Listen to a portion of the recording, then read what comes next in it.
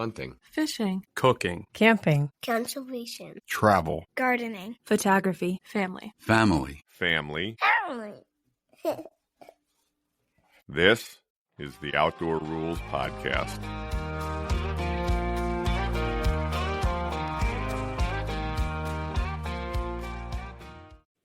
Hi, everybody, and welcome to another episode of the Outdoor Rules Podcast. We are going to do kind of something fun, I think, today, and actually quite a bit of ground to cover here. I'll just introduce guests. It's a bunch of familiar voices. Tim's here. Hi there. Hi, GT. Mark's on. Hello. And we got Matt. Hello. Oh, that was more lively than we usually get out of Matt. Nice job, Matt. Sorry, I meant hello. So we got Matt and Mark on a merged phone call here. So hopefully we're going to have good enough sound quality. They're not able to get together today because you guys are getting a snowstorm there. You had a snowstorm or something, right? Yeah, we had a snowstorm, and now it's really drifting and quite windy. So road conditions are not great. Nice. I mean, not nice, I guess. So anyway, we're doing the podcast by phone. But that should be okay. So let's see. Whole bunch of things going on. GT, what did we just get back from?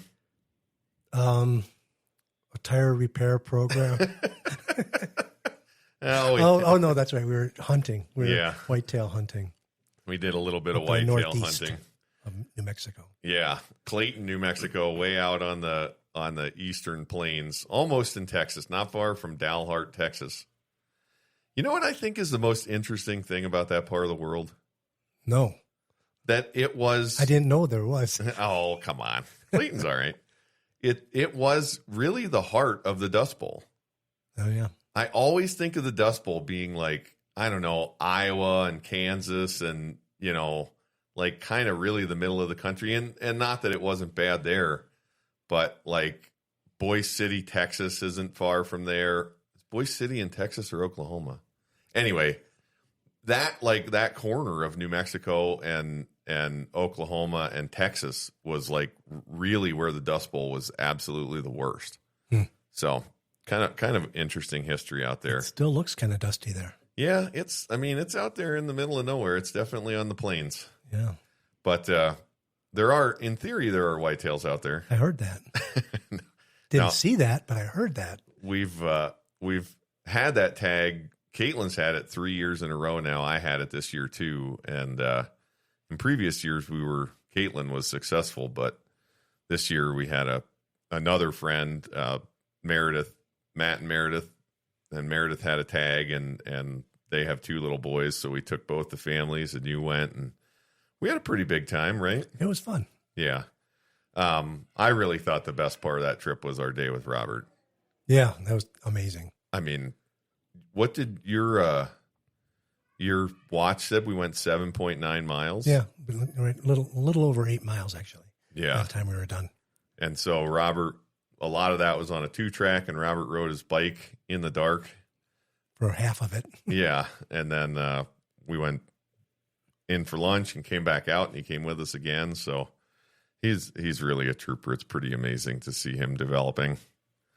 Excited about it. And he got a hunter's ed book. We told him he can't hunt. We thought he might be able to hunt turkeys here in New Mexico, but we were wrong about that. In order for somebody his age to hunt turkeys here, he would have to pass hunter's ed. And so we got him the hunter ed manual, and he's kind of really been deep into that. Very deep. We're walking back on the path, and he's seeing hoof prints in the dust and the dirt, and he's pulling his book out and looking up what animal it is. It was pretty amazing. Yeah, really a lot of fun. And then deer season just wrapped up there, right, guys? Yeah, it just finished this weekend. Saturday was the finisher. And the only success was the kids, right? Yeah, Robert shot his buck on Saturday, I guess it was the first Saturday, and CJ shot a doe on the second Saturday. Yeah, pretty amazing. Matt, how many days did you hunt this year? Well, I had a soccer tournament trip right in the middle of the season, so I guess in rifle season, I think I hunted 10 days. Only 10? Only 10. Out of like 14. Yeah, because I was away for the other 4. Right. I get it. I understand. Matt, So if you're not, I'll do my best. If you're not going to shoot any deer anymore, we might as well get you a camera so you could take some pictures. Well, that's probably would be better because I really do just enjoy watching deer as much as every time I start thinking about shooting a doe, which is pretty much I could have shot a doe every day that I was out. I think maybe I should shoot a doe tonight, and then I think, boy, that's a lot of work. So maybe Tim. Maybe a camera's a good idea, Tim. Yeah, something with a nice long lens. You can have some fun. Yeah, you could get a lot of great pictures from up in that box blind. Sure. I've often thought I'd love to do that on a lot of these hunts, but you can't. If I pull a camera out and it starts going click click, somehow Mike gets mad at me. So, that's probably sounds true. like you need to upgrade to mirrorless. Yeah, right. I have one of those too. Or get rid of Mike. Yeah, that's not very nice. We shipped to New Mexico, if you haven't noticed. Yeah. He's stuck with me here in New Mexico. So there was one archery buck, yours, right, Mark? Yep. And then one rifle buck and one doe. So not a whole lot of deer this year, but that's okay. You guys got a lot of hunting in, and it was pretty good. Yeah, I never complain about it. I spent a lot of time in the stand this year. Yeah. Never as much as I want to. Right. And now that rifle season's over, we can get ready for the most wonderful time of the year, right? bill fishing. Not that. Oh, not that. Okay. No. Huh. What's the... I think he's referring to muzzleloader season. That's what I'm talking about. The flintlock muzzleloader season's coming up. All we got to do is get through Christmas, and then the most wonderful time of the year starts. I see. That's December 26th. It starts every year, right? Yeah, That's right. Excellent. I'm hoping to hunt every day of the season. Really? That's my that's my goal. All right. I hope you accomplish the goal. We're going to come home for a couple of days and get a little hunting in. We're still not sure if it's going to be 2 or 3 days of hunting, right, Matt? You said it wasn't clear if the Game Commission had approved Sunday hunting for or for 2026 yet. Yeah, as of now, they have not. Yeah. Wasn't it a lot better when you could only hunt on Monday? Oh, stop it. Don't start that argument again. We'll find something else to something new to argue. Definitely was. It definitely was. Yeah, brother. Yeah, we cut our New Mexico deer hunt a little bit short because our days are limited, and I'd really like you guys to feel bad for us about this, but unfortunately next Saturday we're taking off. Where are we going, Tim? Cabo, San Lucas. Yeah. And by this time, a week from now, we will have finished up our first day of striped marlin fishing. Exactly. Yeah, it's supposed to be really good this time of year. Yeah, that's what I hear. Have you ever been to Cabo? I have not. Yeah, me neither. I've been on the peninsula there, but not all the way down to Cabo. I have actually never been in Mexico. Really? No. Traveled a bunch of places and somehow not been to Mexico yet. So it's going to be rough, I'm sure. Yeah. Probably no fun at all. No, it's going to be, I think, 80 to 85. Yeah. Should be tough. Sounds terrible. So we got a couple days of fishing planned. The tuna fishing is also supposed to be good. So probably lug a bunch of this sound gear down there if I know me, and maybe. Yeah, if I know you. Maybe we'll record a couple of podcasts from Cabo. What's the bringing fish home plan? Oh, no. Do we have that figured out yet? Yes, we do. It's all figured out. There will be no fish brought home. Oh, that's absolutely untrue. I'm gonna sit there and eat tuna every night in front of you. Yeah. Yeah. And remind you how I brought this delicious ahi tuna home and you didn't. Yeah. I don't think so. Well, we might bring some home if we catch any. If we have tuna, I'm definitely. I'm taking a soft side cooler. I'm gonna do the same thing I did for Norway. I'm gonna put a soft side cooler inside a big suitcase and haul it down there. Robert was asking me, is marlin good to eat? And I said, no, not really. Yeah, I've often wondered if that's true. Have you ever had it? I have. And you didn't like it? I don't like swordfish either. It's all just too tough, too firm. Steaky, kind of. Too steaky firm, yeah. Huh, interesting. Yeah. Yeah, I know. It's kind of like, they're like a catch and release fish. Right. I mean, they eat them in a lot of parts of the world. Indigenous people especially eat them in a lot of parts of the world, but it's kind of like looked down upon in the sport fishing world to eat marlin. But I've often wondered if that's just because they're revered as a sport fish or if it's because they're actually not that good to eat. I'm in that latter category. They're just not that good to eat. I've always thought it was probably the first one, but that's interesting. I bet you I'm sure some people eat them down there. Yeah. I'll bet you can go to a restaurant and get some marlin. Well, if there's a chance, maybe I'll try a piece of marlin. Yeah. So let's see, Mark, what else? There's some other interesting things going on right now with outdoor rules, right? Yeah. I had a pretty good week with the socials. Bunch of reels went kind of viral, surprisingly. Yeah, weird. So that's been exciting. Yeah, well, we really upgraded our digital media manager this week. We shuffled the old guy out. You fired Mark? Yeah, we fired Mark. Cool. Yeah, I got canned. We hired Rachel. There you go. It's going much better, to be honest. It was immediately after our social media grew, so there will be some litigation coming. Perfect. I'm fine. I'm looking for representation, Tim, if you're interested.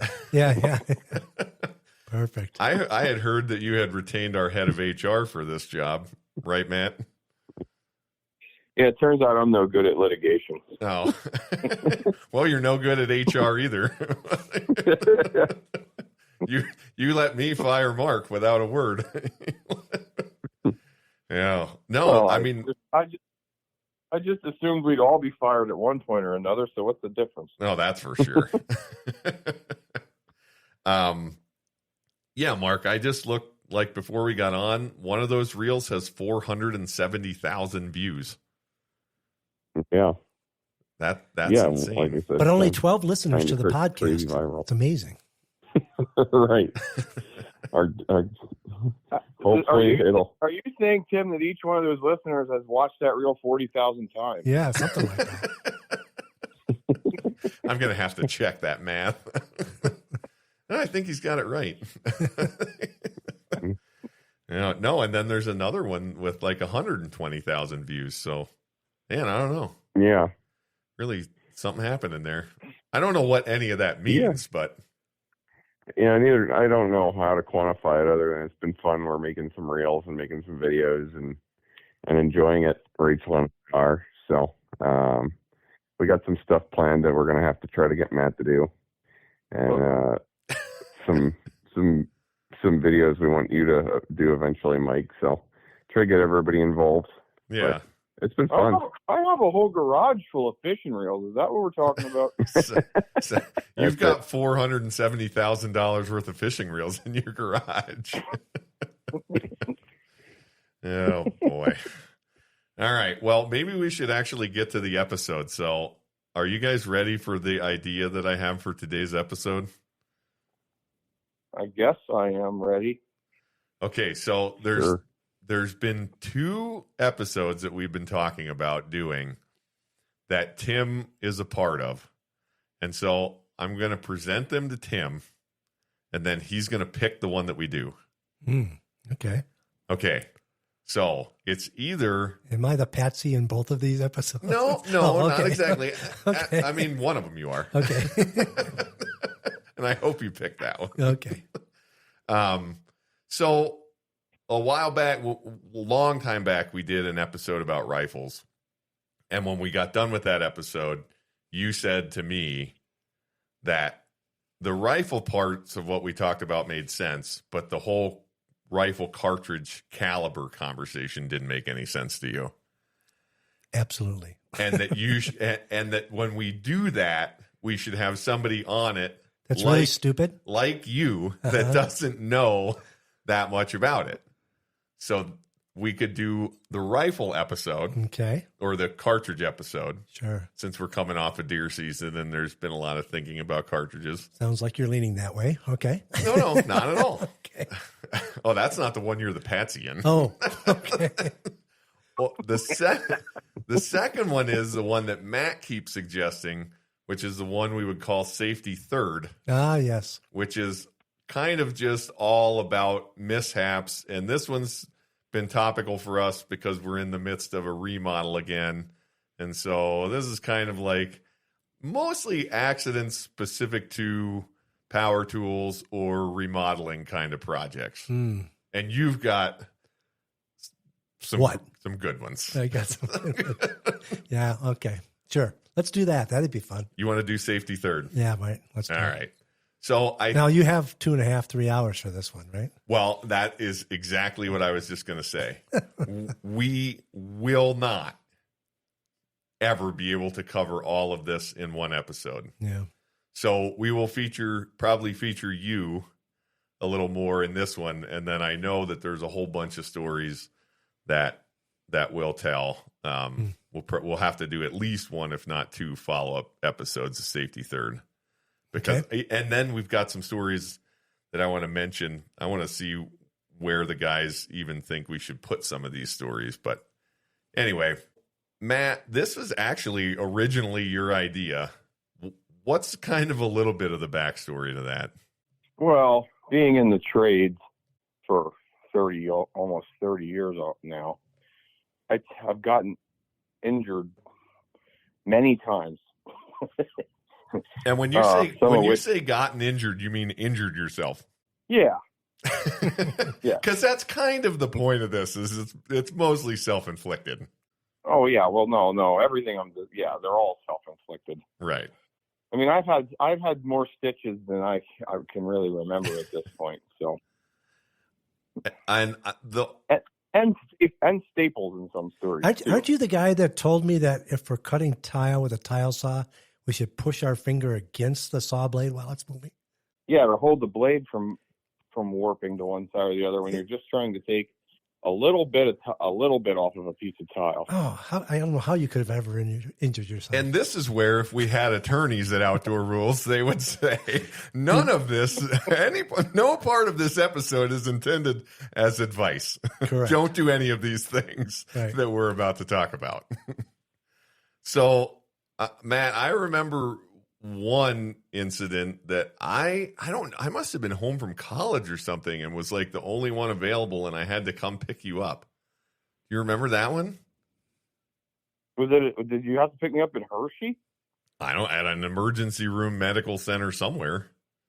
Maybe. Well, yeah. Well, I mean, was it Hershey? Probably. or was it Lebanon? Because if it was the Lebanon ER, I'm not sure I'd know which one you're referring to. Well, go with one of them. Probably Hershey. I don't remember you picking me up there, but I guess maybe. I don't remember how I got home from that incident. So I think I picked you up. Well, I mean, that was a fairly simple knife wound. I was cutting vinyl out, removing old flooring, which tends to be when I hurt myself the most often. I was actually working for a flooring store at the time, not self-employed like I am now. And the boss was on the job with me, the owner.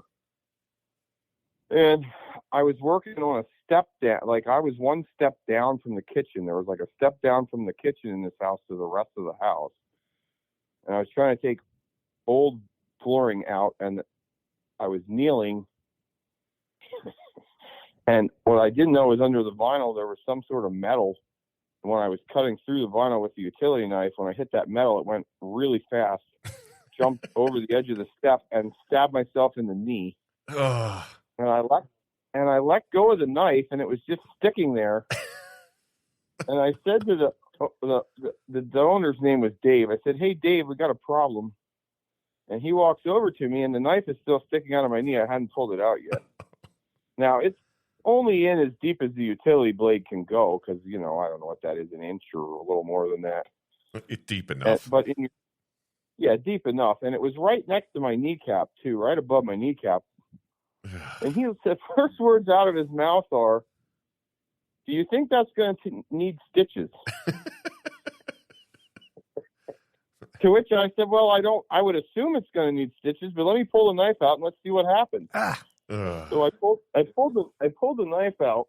Now I had jeans, though. I had pants on. And the front of my jeans immediately turned red. And I'm like, yeah, we're going to have to go to the hospital for this. I feel like you broke the first rule of being stabbed. Don't pull the knife out. Yeah, you never pull the knife out. Well, I wasn't going to be able to walk with it sticking in there. So, anyhow, they took me to the emergency room, dropped me off. They stitched me up. I don't know how many stitches it took, 4 or 5, 6, not that many. And I guess you must have picked me up. I don't remember how I got home. So this is not the right story. This is not the time I picked you up. So I don't know. I don't know how I got home from that one. I'm guessing maybe I drove myself home. I don't know. Oh, I know what I forgot. When in the setup to this, the safety third thing, Matt, what is safety third? Oh, that's the Rules Flooring motto. It's the official motto of Rules Flooring. Yeah. I don't think it's such a good motto. I don't have it on the business card. No, but your future employees will be referring to this podcast in their lawsuits. Yeah, again, if we had attorneys, they would tell us this was a bad idea. Oh, well. So I guess that was just one incident of me getting stitches. What one are you referring to? I think the time I'm talking about, was a toe kick saw. Oh, you picked me up after that? I'm pretty sure. That was the time you went by ambulance, wasn't it? Yeah, that's the one and only time I called the ambulance. I'd like to be politically correct here, and I don't know what the right terminology is, but let's just call it the ambulance ride with a little person. Okay. So it was a little person. The EMT was a little person. Yeah. Yes. So I was cutting out hardwood flooring. See the demoing part of this in a customer's house. This is when I was self-employed at this time. And I had a toe kick saw, which the best way to describe a toe kick saw would be it's a circular saw body with a long neck on it with a blade that's only about 3 to 4 inches in diameter. It's really designed to cut 3/4 of an inch deep to an inch deep underneath of the toe kick of a cabinet so that you can tear 3/4 inch hardwood flooring out under your cabinet toe kicks if you want to change the flooring in your kitchen and there's hardwood. So the toe kick is at the bottom of your cabinet where it like sets back in so that you can stand against the cabinet, right, like at your kitchen sink. Yeah. That's called a toe kick. That's the toe kick. But I was using the saw to cut along the side of a cabinet where it wasn't under the toe because I still had to cut the flooring off all the way around the cabinet to be able to remove it. So it had the saw has a safety on it. It's like when it's, I don't know how to explain it. It's a part that sort of the same way a circular saw has its safety, like a guard. When you push, a guard, and the guard on the saw got jammed full of sawdust and didn't close. So I was cutting along the side of the cabinet, and I think I hit a nail from the hardwood installation, and it jumped out of the saw cut that I was in. The guard didn't snap shut like it was supposed to, and then it essentially ran across the floor and up into my leg, into the same knee that I stabbed myself in. This is the part where my eyes are closed and I'm just wincing in pain right now. Then the saw blade, the teeth of the blade couldn't dig in because it ran up over my kneecap, so it looked like bite marks until it got above my kneecap, and then it dug into my leg and ran a half circle until it ran off the side of my leg. You're saying it couldn't dig in because it was hitting your kneecap. Yeah, it was hitting the bone of my kneecap. It couldn't dig in. So I feel like a theme here is you were cutting towards yourself again, weren't you? Well, I didn't. You don't have a choice for that thing. Oh, yeah.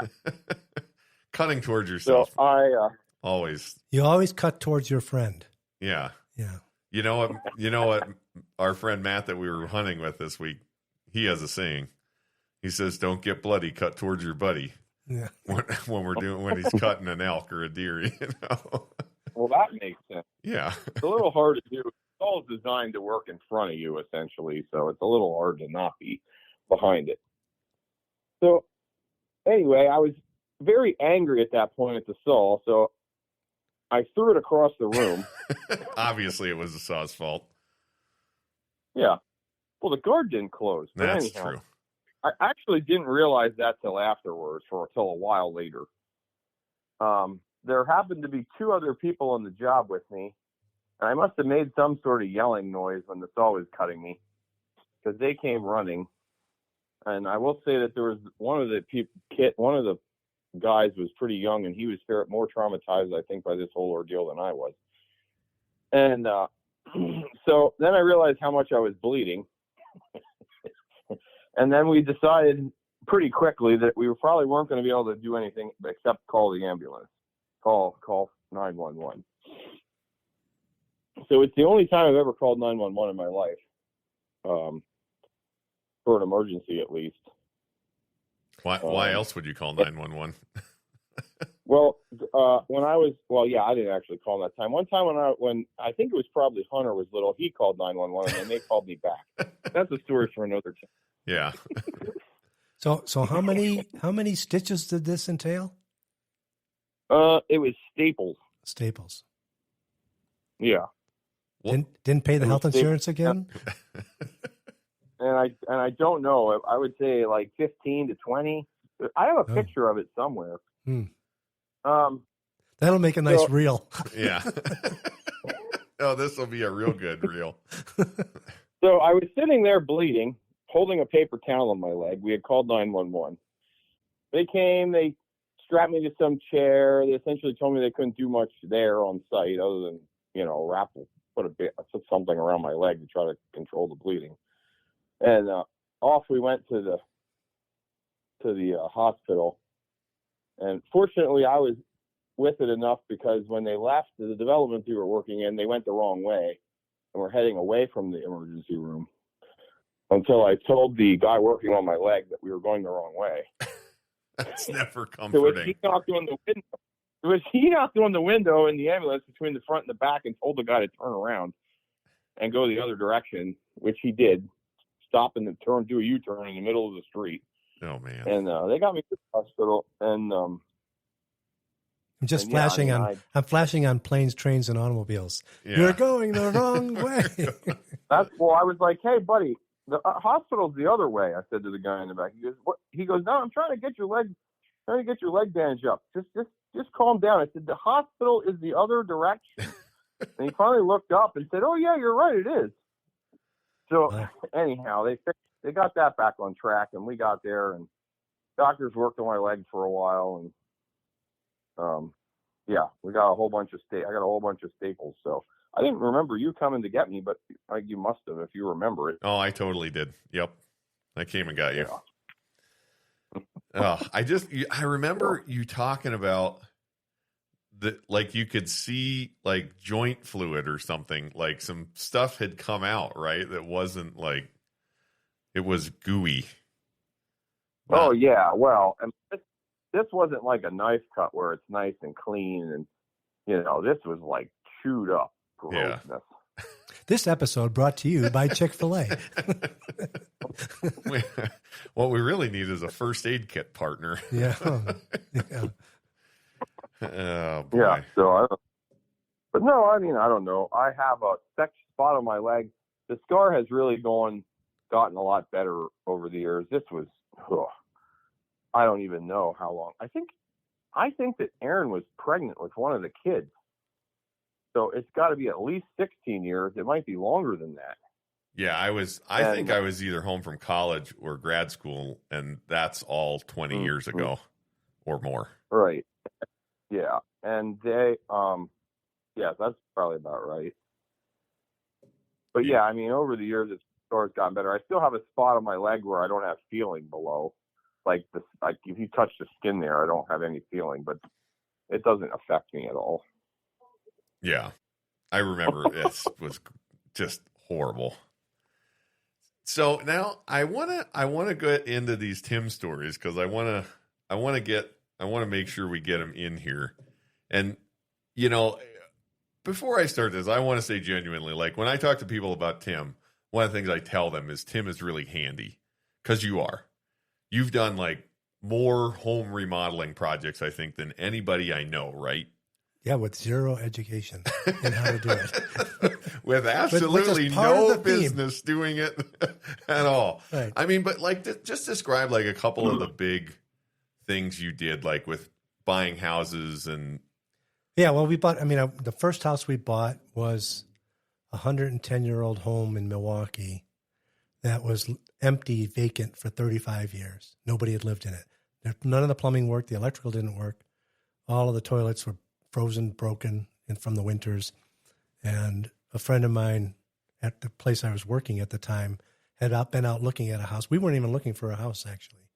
And he was out looking at houses, and he told me on Monday morning, "Hey, I went and looked at a house this weekend, Tim. I wouldn't touch it with a 10-foot pole, but I think you'd love it." And I bought it the next day. Nice. Yeah. That sounds like a true blue friend, Tim. Yeah. So we just I just learned how to do that stuff. Right. And project by project. Like that's the other thing about you is you jump into things with both feet. Right. Or off a cliff, maybe. Off a cliff. Sometimes. But you know what? Nobody's ever been injured in my projects. Huh. Nobody's ever been injured. It's true. I almost burnt down 3 houses, but no one's ever been injured. Well, Tim, let's talk. Let's talk about that. What were the near miss house fires that happened? Well, the first one was when I was 17. Uh-huh. And I was helping paint Denise's, who was my girlfriend at the time, her grandmother's house on the south side of Chicago. She had this old kind of tar paper sided old walk-up house in a little city neighborhood, urban neighborhood. And I decided I could go down there in the summer and help and repaint all the trim on her house. But I was up on a tall ladder working on stripping paint off. And then all of a sudden I put my hand on the siding and my hand went through into a hornet's nest. And somehow I got off the ladder without falling. It's unbelievable that there's never been an injury. I know. I got off. Somehow I got off that ladder and I didn't get stung badly and I didn't fall off the ladder because I was up a good 15, 20 feet. And then I came down and said, got to get some hornet spray. Climbed up the ladder, sprayed hornet spray all over up there, got rid of the hornets, killed them all off. That was great. Then I went back up there with my hot torch and a putty knife to scrape paint off. And that's when I realized hornet spray is flammable. And the whole side of the house went up in flames. And did I mention it was like tarp shingle siding? Uh-huh. And which is also flammable. And but I'll never forget, I ran down and Denise comes out and I'm like, get the sprinkler. And she hands me the sprinkler hose and I grab the hose and I start climbing up the ladder and realize there's still a sprinkler attached to it. Oh, yeah. And then she's turning the hose on and the sprinkler is going around in my face. And I'm trying to put the fire out with a sprinkler head. And in the meantime, her grandmother, who's like 90 years old, is leaning out the window going, is everything okay out there, kids? Anyway, it's fine. I got it all fixed. Got the fire out, fixed the siding, painted the house. It was great. Oh, it's a miracle that you didn't burn the place down. Yeah. And then I did that 2 more times. Yeah. So, I mean, until finally somebody burned my house down. Right. Yeah. That's an irony in this at the end. But, yeah. But so what's the second story? Second story was that house I referenced before that I was. This is the one I love, right? Yeah. I was renovating that house and I was redoing the bathroom. And I did most of my work was done between, 7 at night and midnight, most nights of the week. And I kind of recall this was a Sunday night. And I had like been working on this bathroom and redid this old clawfoot tub and redid put a new shower in it, but there was a built-in, kind of like china cabinet hutch type thing in this bathroom. And so I was stripping all the paint off of that. Once again, I'm working with paint stripper. And I came down with paint stripper on this cabinet and hit an electrical outlet with the brush, caused a little arc, and boom, the bathroom was on fire. And so the kids were really little at the time, and I'm yelling to Denise, get the kids out of the house because it's really going. And it went down into the newspapers on the floor. And then there's a can of Zip Stripper, if you know what that stuff was. They don't even sell it anymore. It's so dangerous to have around. But the whole can caught on fire, and there's like flames shooting out of the can of stripper, a gallon can of stripper with about a foot of flames coming out of it. and at this point, it's not funny because I'm like, I think this house is gone. Right. Because it's a 100-year-old house. It didn't have insulation in it. It had straw sandwiched between paper as the insulation. Right. In the walls, right? All balloon framing, which means flames would just shoot up any wall and be forever. Anyway, but I threw the can into the tub and I got a hose. So going. you took the flaming can of paint stripper and threw it in the tub. Yeah, I threw it down into the tub and turned the tub on. And I got that out and then got the rest of the stuff. I got the fire pretty much out. And by the time I did that, the fire department showed up. And about 5 or 6 guys, all in their gear with the masks and boots and coats and all of that stuff, come tromping up the stairs of my house, which I had just refinished a couple of weeks before, and into the bathroom, walked in and saw that everything was out and the fire was gone. And they looked around and they're going, hey, looks like it's going to be a nice bathroom, and they're like, and we're laughing a little bit about it. And then I watch them walk out with paint stripper all over their boots, all down my wood floors, all down the stairs, and ruined the whole floor all the way out of the house. Man. Yeah. That was the second one. How fast did it happen? I mean, it had to be like in 1 second and the whole wall's on fire. Yeah. And the can of paint.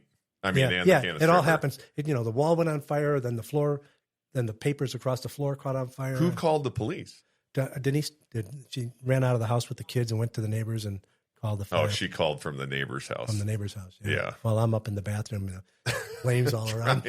trying to save a 110-year-old house. Right. Oh, man. Sounds like she had faith in you, Tim. No. She just shakes her head at most of those stories. Yeah. Yeah. So. And then is there a third story? Yeah, there's a third story with the same house, actually. I was painting on the outside, and I spent a whole summer re-siding the house and stripping paint and re-siding, and it had that thin cedar, Victorian siding on it, and I had to replace about half of that on the house. It was all rotted out and stuff. And so I was doing that, and once again, caught with a blowtorch. I caught the wood on fire. And it was. So you were stripping paint, but also using a torch. Yeah. Yeah, it sounds like keeping you away from paint stripper might. Yeah, and I used a lot of that all through the years. It shows. Yeah, I know. I think I really often think that my IQ went down in the first 10 years of our marriage a lot as a result of Zip Strip. The fine folks at Zip Strip. Yeah, right? Yeah. No longer available. No longer available. Definitely full of forever chemicals and all kinds of other things. Stuff you should not breathe. Never be around. Never be around. Yeah. Yeah. So, but we avoided, nothing ever burned down. Yeah. And then you mentioned it, but the irony of this story is you lost a house in a house fire. I did. Yeah. About 6 years ago. But that was my neighbor's fault. So, yeah. So, I mean, of all the fires you started, it was somebody else that started one that actually burned your house down. Right. Yeah, that was scary. It was scary. Because it was like a total loss in the end, right? Yeah, the house was total loss. It was, February in Wisconsin, super cold out. We went to bed at 10 o'clock at night, and at midnight, I'm hearing smoke alarms go off through the house. And I'm like, but I'm not seeing or smelling anything. And I get up and I open up the door to the garage, and there's this like weird pattern of light across the ceiling in the garage. And I'm like, what is that? Turns out it's just the way the smoke was moving in the ceiling. So 2 takeaways for that for your listeners I'll put out there right now. 1, absolutely make sure you have smoke alarms in every area of your house. 2, make sure they're connected. Yeah. Get the Ring or somebody like that that's got the connected smoke alarm systems. Because the fact that the smoke alarm went off inside the garage is what woke us up. Mm-hmm. If that didn't go off, I don't know if I would have gotten out of the house. Right. And this was a townhouse. Well, it was called a townhouse because we had these 2 houses next to each other, but they were very separate old houses. And, right. So they were only connected by one garage wall. Right. And the neighbor's garage caught on fire, and that caught our garage on fire, and then his house burned and our house burned, both of them. Right. Completely. One of my favorite parts of the story is that you got up, right? Yeah, we got up and jumped and ran out of the house, and I literally ran out of the house without any shoes or coats or anything on. Right. Grabbed the dogs, and ran out into the park next to our house, and so we're kind of just standing out in the park watching the house go up in flames. Right. And looked over and saw the neighbor standing in front of his house watching his house go up in flames. Right. And thought, wow, he never came over and knocked on our door to get us out or anything. Because you went over there, didn't you? I started to go over there and then saw him standing out in front of his house. Right. That was where I was going you when you got out, your first thought was your neighbor. Yeah. So you went to the neighbor's side, and you already saw them standing with their neighbor. So they're standing with one of your neighbors. Right. While you're in the house that's on fire. Right. You started. Right. Yeah. No. That's pretty much sums up how that went. Yeah. Right. Yeah. They had a lot of concern for your well-being. Yeah. Yeah. Yeah. No, man. Yeah. Well, no paint stripper, maybe. No. It was a charcoal grill. Looking back on it, I have an old boat that you did a lot of paint stripping on. I kind of wish you would have caught that on fire. Yeah, no, I do too, actually. Saved us both a lot of time. Oh, Mark, do you have any of these that you wanted to add? None that I want to add. Hey, you don't get off the hook, man. Hey, Matt, do you have any of these about Mark that you want to add? I don't know any times Mark got stitches. Think about the first set of stitches I ever got. If we talk about the first one, I want to talk about the second one. I don't know. So this was not the second. That was not the second set of stitches I got. Oh wait. Oh no. Are you referring to the hatchet? The hatchet was first. The hatchet was first, and then blender. The blender. the blender was probably 5 or 6. All right. Stitches in. So there's this family. It's one of those that's almost grown to family lore status, right? So, Mark, what's your telling of the hatchet incident? Well, I don't know. I was 3 or 4 years old, and you guys were planning on making Kate dollhouse furniture for Christmas. Dad used to get boxes of blank Victor mouse traps. Yeah, like the wood. Like he knew somebody. Boxes of them. We knew somebody that worked at Victor, and he got the little, trap box. Were those balsa wood or like little pine? Pine. Yeah, just pine. Pine squares. Because the lid, it's why do you get them? Do you know? Like, what was his master plan with them? That's a great question. They were probably printed wrong or something.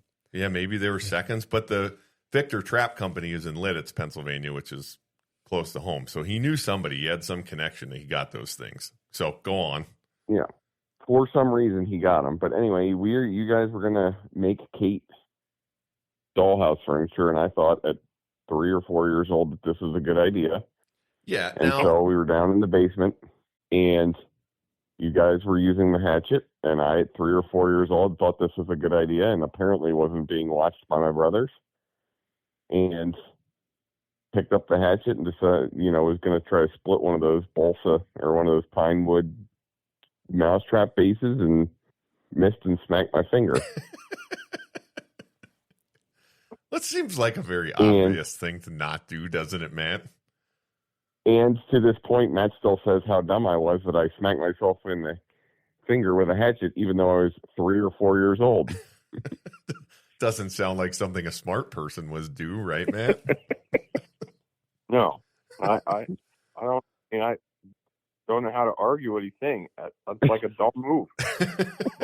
Now the issue, so Mom and Dad love to tell this story, and it's always for some reason it focuses more on me than on Matt, that I let Mark hit himself in the finger with a hatchet. And I can agree. You were there? See that point. Oh yeah, I was definitely there. Oh yeah, he was there. And you did. I was there. I was 10. What? No, you were probably 8, and Mark and I might have been 10. Yeah. Oh, how far apart are you and Mark? If he was 3 or 4, no, you were 8 or 9. We're 6 years. 10 or 11. I guess, what does that say about Matt? What does it say about my parents? I know. Why were any of us in the basement with a hatchet? Yeah. This is not my fault. I can tell you. I'll tell you why. Because it was one of the times we were quiet. We weren't bothering them for anything. Yeah. They didn't really care. Like before you got over For here. the record, I don't think Kate got any dollhouse furniture for Christmas that year. Well, I mean, this was the kind of plan that you conceive when you're 10 years old. Like, I'm going to go in the basement with a hatchet and a mousetrap bottom and build dollhouse furniture. I don't think it was a serious effort. Right. Yeah. I'm pretty sure we were never really trying to make dollhouse furniture. I think we were just playing with a hatchet in the basement. That's probably true. And Mark had to ruin the fun. Your dad was probably going to make dollhouse furniture, and you ruined all the wood. That's probably what happened. I wonder if after Mark's finger got chopped, if we came up with a dollhouse furniture story after that or before. Yeah, I distinctly remember going down there to make dollhouse furniture. At 4, you remember doing that. Yeah. Well. Yeah. Wow. And somehow it was my fault. I'm just thankful we didn't have paint stripper. Yeah. Think of that.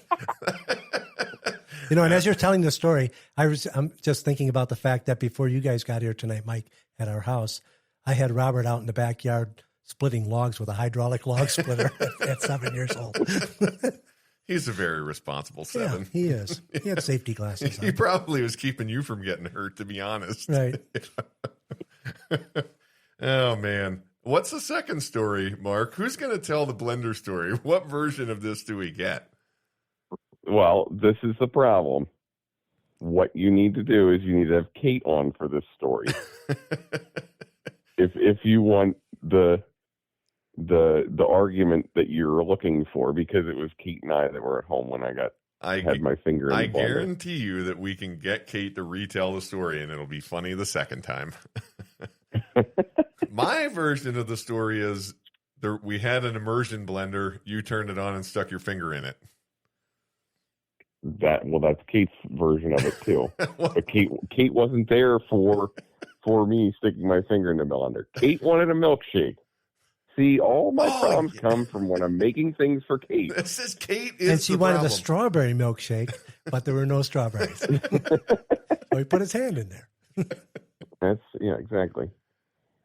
Kate wanted a milkshake, so I made her a milkshake. Was making her a milkshake, and I think I was cleaning out I kind of got fuzzy for a spell there, but I was cleaning out the blade and I hit the button. Is my telling of the story. That's not how I remember it. You weren't there. That's not the version I got. I know, but I've told a million people that you stuck your finger in a blender, so I have a version. Well, I mean, it's still it's still true. I stuck my finger in a blender. Yeah. And turned it on. And turned it on. Yeah, turned it on. So which part of this story I don't think is they make them that way anymore. Oh, I think they do. How would they keep I think they have like a I think they have a telltale, like a switch now, not like a push button that's easily pushed. You think they would put put a tip sensor on those things? I mean, you can't buy a table saw that you can get your hand cut in anymore. Yeah. But you can stick your hand in a blender today. I think you can. I think Oster probably still makes an old blender that you can. Probably. Oh boy. We're doing exactly what I thought. We're definitely taking up a full amount of time on our stories here. Yeah. But there is one that Mark has brought up numerous times on the podcast. And I kind of want to set the record straight on this, and you were there, Tim. Oh.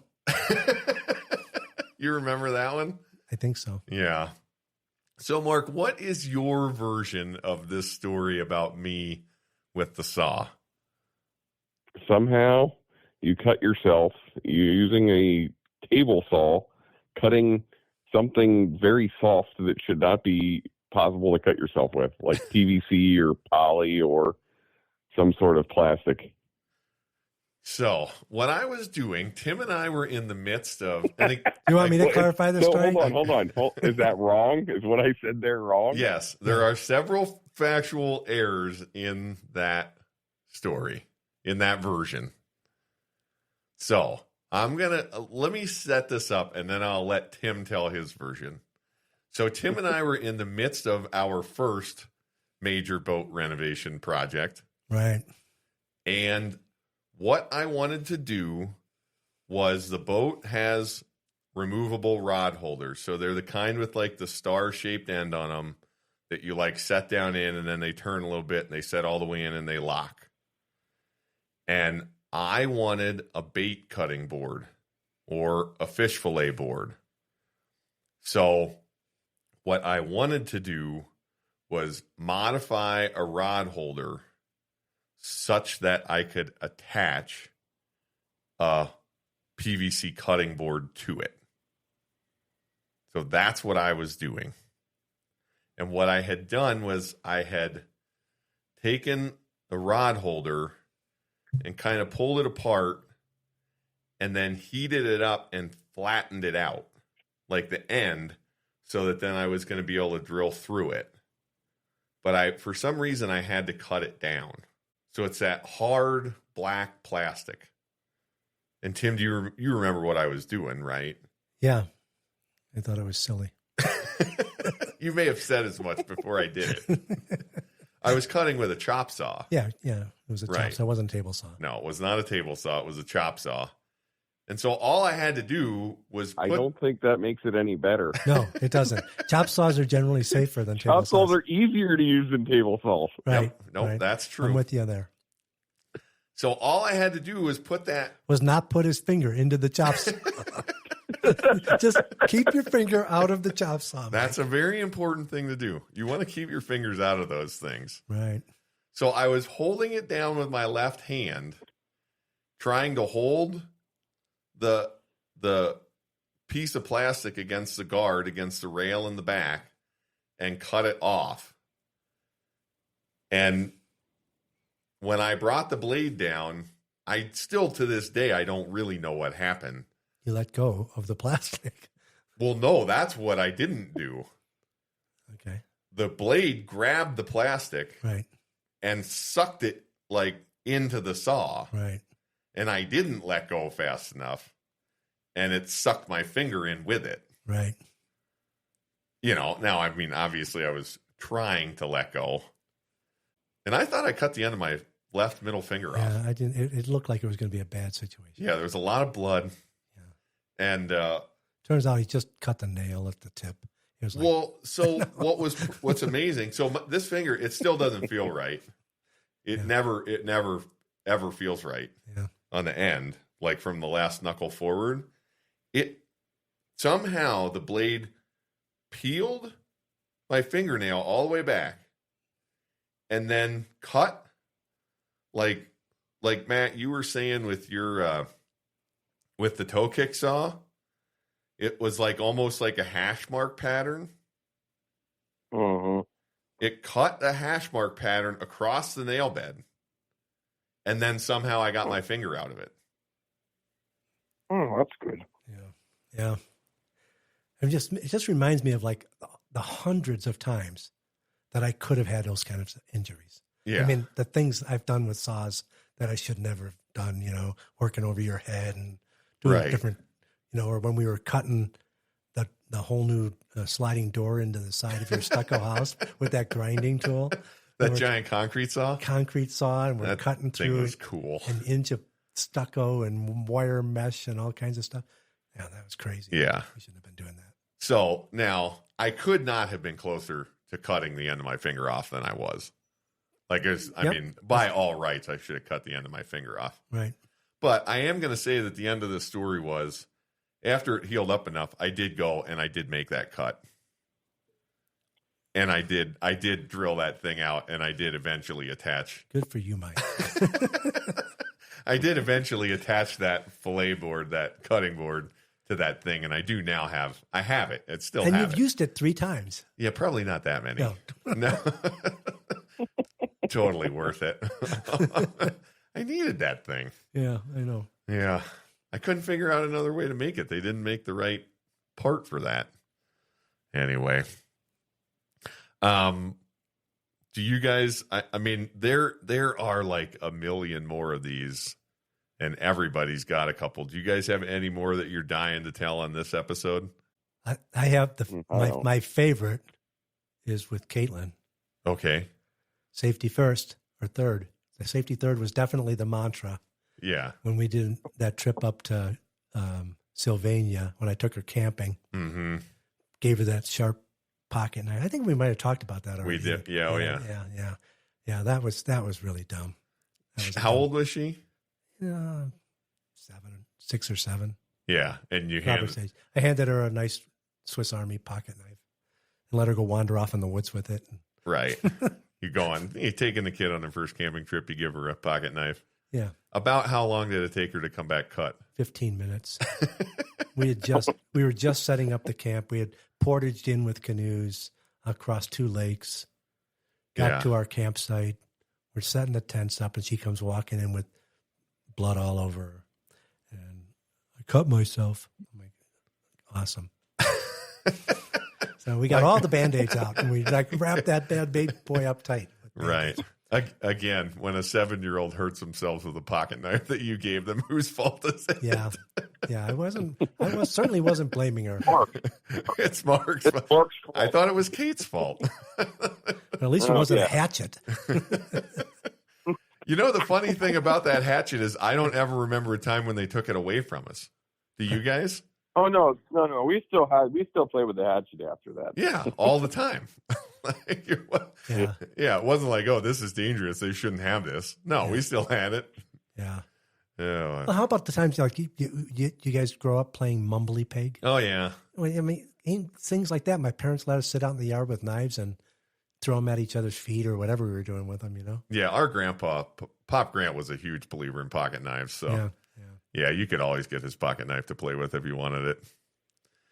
But I mean, couple thing, he always said the kids got to learn fear. So that was one of his perspectives. And then he also, always said that our most valuable lessons are learned from our costliest mistakes. And so anytime you hurt yourself doing something stupid, he felt like he had helped to teach you a lesson. So right. Yeah.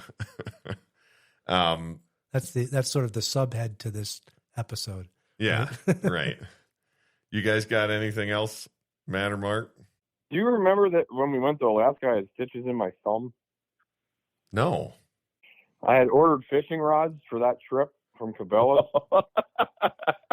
I don't remember. And they came in one of cardboard tubes with the end caps, and I couldn't get the cap off. And I was so excited about these fishing rods that I got a knife out to get the cap off and cut my thumb and had to get stitches in it like a couple of days before we left for that trip.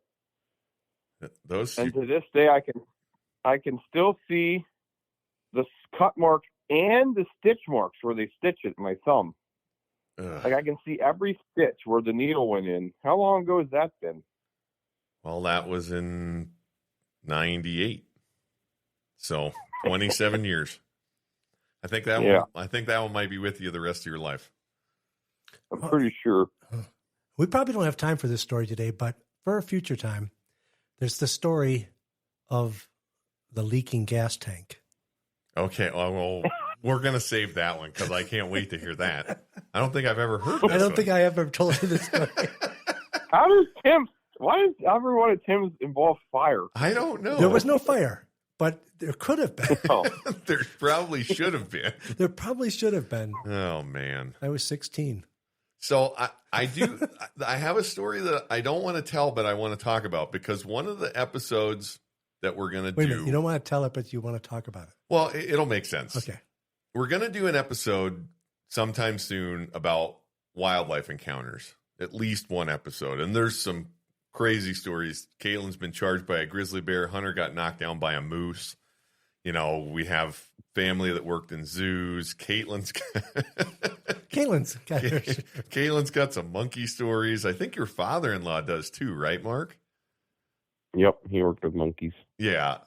But there's a story that I want to tell, and it's going to be a reluctant storyteller because it's Matt's oldest son, Grant. But the question here is this a safety third story or a wildlife encounter story? Matt, just like give us just enough information about the topic of the story. Are you talking? I guess I don't know which incident you're talking about with Grant. This is my favorite part about this. Are we talking about the squirrel? No, not the squirrel. What about the cat? The cat. Oh yeah, he had to have surgery after that story. So to get it. It was a feral cat, and yeah. Grant had to get surgery after the incident. Is that a safety third story or a wildlife encounter story? No, that's wildlife encounter all the way. But yeah, that's wildlife. Yeah, see, we all agree. No, I don't agree. I don't agree. Of course at all. you don't. You guys are all wrong. That was shortly after he cut himself with a table saw on the same hand too. Oh yeah. Oh man, it's such a good story. It's like. I think you should just blend the stories together, the table saw and the cat incident. Well, maybe we'll get him to tell both. And yeah, he might be probably. Yeah, he also got bit by a squirrel. That's another story. That was the first time he needed rabies shots. I feel like that one's straight up wildlife encounter, but the cat, because I mean it's feral, but they're a domestic animal, and it didn't. The setting for the story, anyway, we'll tell it as a wildlife encounter probably, but we got to get Grant on. He's not too big on being on the podcast, right, Matt? No, not at all. I have to ask him a couple times if he wanted to be on.